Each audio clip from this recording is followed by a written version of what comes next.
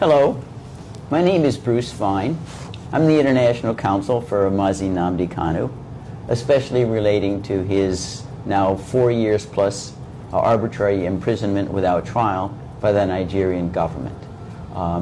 Here is a document that we all in this room have prepared. It is a petition to be filed with President Donald Trump asking that he list 6 Nigerian high-level officials, 5 judges and a former Attorney General, Mr. Malami, under the Global Magnitsky Human Rights Accountability Act. Now, to qualify for listing, you need to be systematically engaged in a violation of internationally recognized human rights.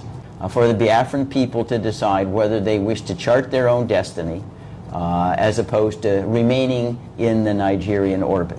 Remember that the Biafrans never did join Nigeria. There was never any vote for Biafrans to say, we want to be collectivized, as the British ordained in 1914. You don't need to secede from a company that you never joined in the first instance. And that's what Nnamdi Kanu's campaign is about, indeed the higher campaign from Biafrans. Nigeria government, you guys don't know what is coming for now. You guys don't know what is coming for Nigeria. The case of Mazi Nnamdi Kanu, this ruthless judgment they judge against Mazi Nnamdi Kanu, you guys don't know what is coming. The only thing you guys need to understand is like freedom fight. Mazi Nnamdi Kanu is a freedom fight. Saba? Ah oui, ça va. You guys don't know what is coming. Just like everybody, you are a Igbo, you are a Biafran man. The only thing I will tell you guys, get patient. I just get patient.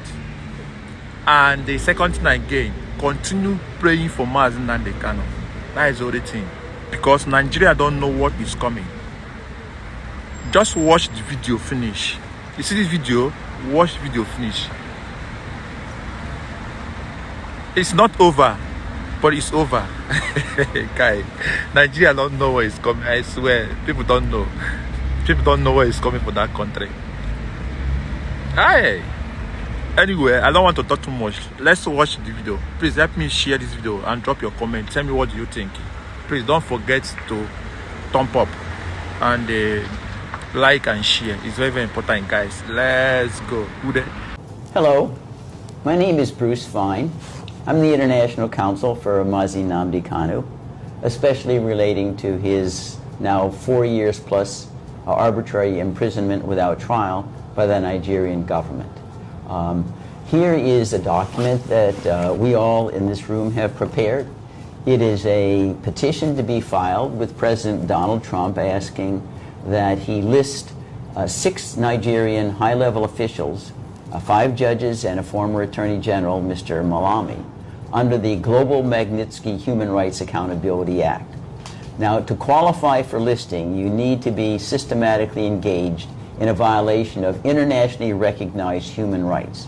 And all of these listed individuals have been engaged in persecution of Mazi Nnamdi Kanu for over 4 years, denying him a right to fair trial, denying him a right to freedom, denying him a right to speak with counsel, and most importantly, denying him a right to free speech, trying to punish him for peaceful advocacy of a time-honored justification for self-determination, most recently undertaken in South Sudan, for the Biafran people to decide whether they wish to chart their own destiny as opposed to remaining in the Nigerian orbit. Remember that the Biafrans never did join Nigeria. There was never any vote for Biafrans to say, we want to be collectivized, as the British ordained in 1914. You don't need to secede from a company that you never joined in the first instance. And that's what Nnamdi Kanu's campaign is about, indeed the higher campaign from Biafrans. So this particular provision of the Global Magnitsky Act empowers the president to freeze all the assets and to prohibit any travel to the United States of any person listed under the Act, which means they would never travel to the United States. Many of them may have homes here, may have stocks here, all of those be frozen. They couldn't do any business here ever. Moreover, the Magnitsky Act also is stigmatizing.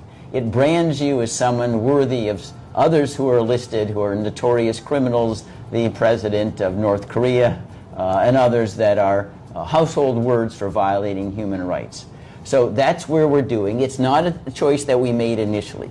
We worked very hard with the UN Working Group on Arbitrary Detention to try to get Nigeria to comply with its order to immediately and unconditionally release Mazi Nnamdi Kanu. We pleaded with Nigeria, here's the directive, just please comply with it. All we got was no, no, no. We'll ignore everything. So after all peaceful avenues of redress have been exhausted, we are now resorting to the Global Magnitsky Act as one of the final ways we can hold Nigeria accountable outside the corrupt Nigerian system.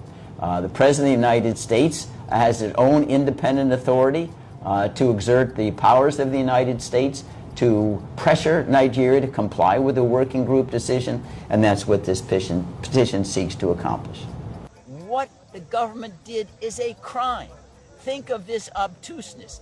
Nnamdi Kanu is being prosecuted by the criminal organization that captured and prosecuted him. It's the government should be prosecuted by Nnamdi Kanu, not the other way around. And when that happens, we know that justice will have prevailed. Does the president have the power to actually punish countries doing business with Nigeria? I mean, how far do those teeth go? No, I mean, we can see right now with regard to the use of the tariffs. Yeah. If you call tariffs, punitive tariffs, 100, 200%, the answer is yes. The president does have that authority under emergency powers and existing sanctions that Congress has allocated to the executive branch to do those things. But I don't believe in this particular situation, Mark, there really is much space between the president and Congress. Congress also, the United States, is very, very critical of Nigeria. The chairman of the House Foreign Relations Committee, Chris Smith, has been a bitter critic of Nigeria for long years. And Congress could do something like expel Nigeria from the United Nations. That was done in a similar way. It was suspension. During the period of apartheid in South Africa, the United Nations suspended South Africa until it abandoned apartheid after Nelson Mandela was released. It was suspended for over 2 decades. That sanction is looking Nigeria in the face right now. That you continue to defy international human rights. You're not worthy of sitting in the United Nations anymore. And think of this kind of oddity. It was the United Nations Working Group that said Nnamdi is being held in violation of 16 international human rights covenants and orders his immediate and unconditional release. It is an arm of the United Nations. So how can Nigeria be part of an organization which is flouting at the same time? It just doesn't compute. And again, we hope that Nigerians will get control of themselves. There's a way in which you can use peaceful avenues of redress, separation. It doesn't need to be violent. It's happened in Czechoslovakia divided. It happened in Sudan divided. It's been done before. They need to get the negotiating table with Mazi Nnamdi Kanu so that everybody can be a winner. If it's not, we risk everybody being a loser.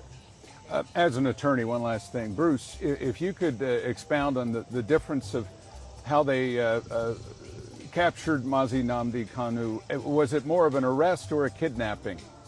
No, this was a kidnapping out and out. He's driving to the airport, Nairobi. They kidnap him, take him to secret premises, torture him for 8 days, then stick him in a private plane to go back to Abuja. That is kidnapping by any other name. Moreover, the Nigerian courts themselves have acknowledged the kidnapping but said, well, it doesn't really matter. You can prosecute the fruits of your kidnapping, which runs contrary to all law. That is, a fundamental rule from the beginning of time is you shouldn't let crime pay. Well, what's happened here is the Nigerian courts has told the government, you can make crime pay. You can engage in crime to capture somebody and then keep them and prosecute them and put them in prison. That really turns justice upside down. Go and follow me for my YouTube. Go and subscribe my YouTube.